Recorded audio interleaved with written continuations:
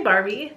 Do you love the horror genre but also high-key love the Barbie movie? Same. Barbie is everything, which means she is also a horror fan.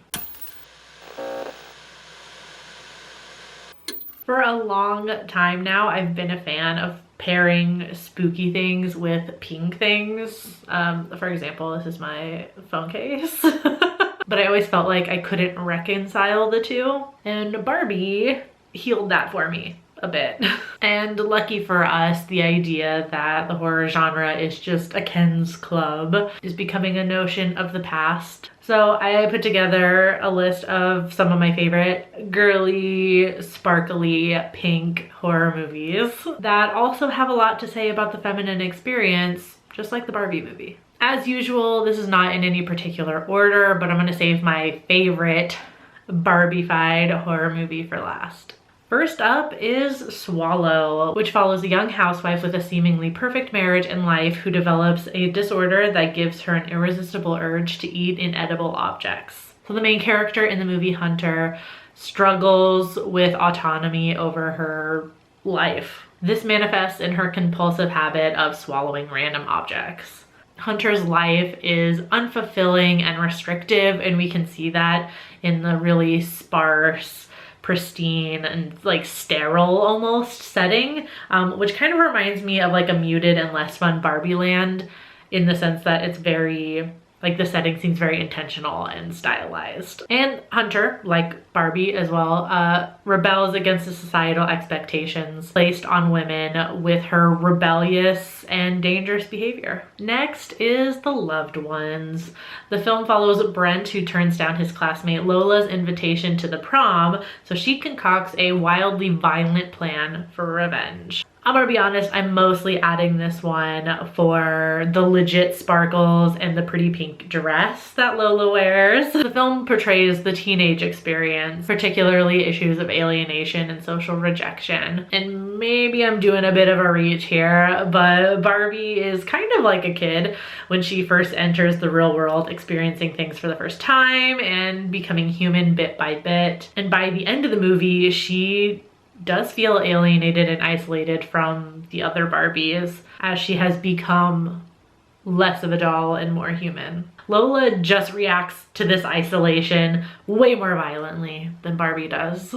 Next is Cam, which follows a cam girl whose account is stolen by a lookalike. So she must set out to find the mysterious woman IRL and get her own identity back. So just on the surface level, like the setting, our main character Alice's filming room is sparkly, it is fluffy, it is a pink wonderland, which contrasts with the dull, like in comparison colors of the real world.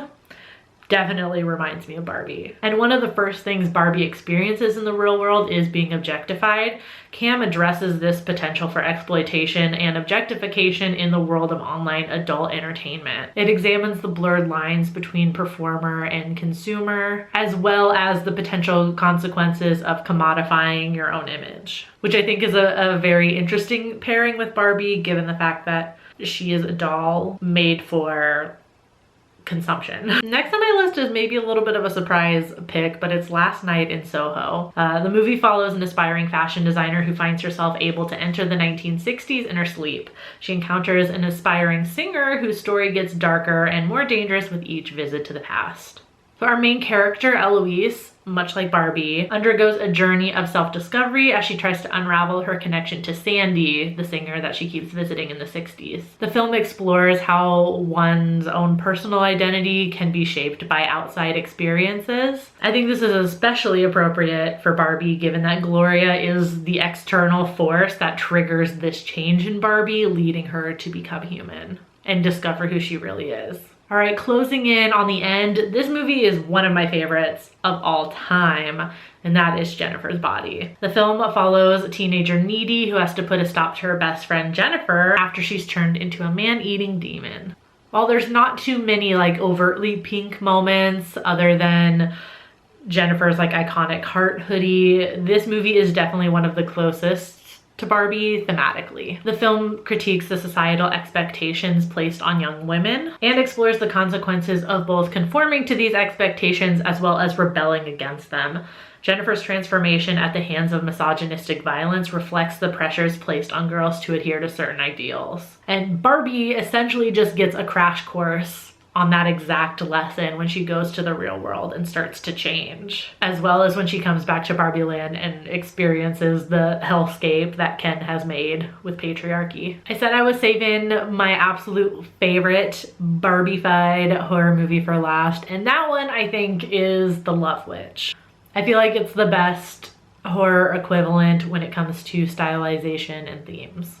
The movie follows Elaine, a modern-day witch who uses spells and magic to get men to fall in love with her with deadly consequences. First of all, this movie's set and costuming is meticulously stylized. Elaine's home, clothing, hair, makeup is all perfectly done with the purpose of getting men to love her. It definitely reminds me of Barbie, who starts off the movie with perfectly curated looks that become more natural as she starts to become more human. And similarly, Elaine becomes a little bit more unkempt over the course of the movie as well. And then on the deeper level, The Love Witch examines traditional gender roles and societal expectations surrounding femininity. Elaine challenges these norms in pursuit of love, being fully aware of her beauty and charm and using them as tools. I think it's an interesting juxtaposition with Barbie, given that Ken's whole existence is Barbie, and he just follows her around like a puppy dog, which is exactly what Elaine is after. And they both realize the negatives of that scenario over the course of their movies. Did I miss any Barbified horror movies? Let me know in the comments. And I haven't done a video like this before, so I honestly don't have another video to connect it to. Usually I try and recommend something similar afterward. So I'll just put my previous video here you can check out. I'll see you on Friday with a Come With Me for Lisa Frankenstein. Until then, stay strange. Bye.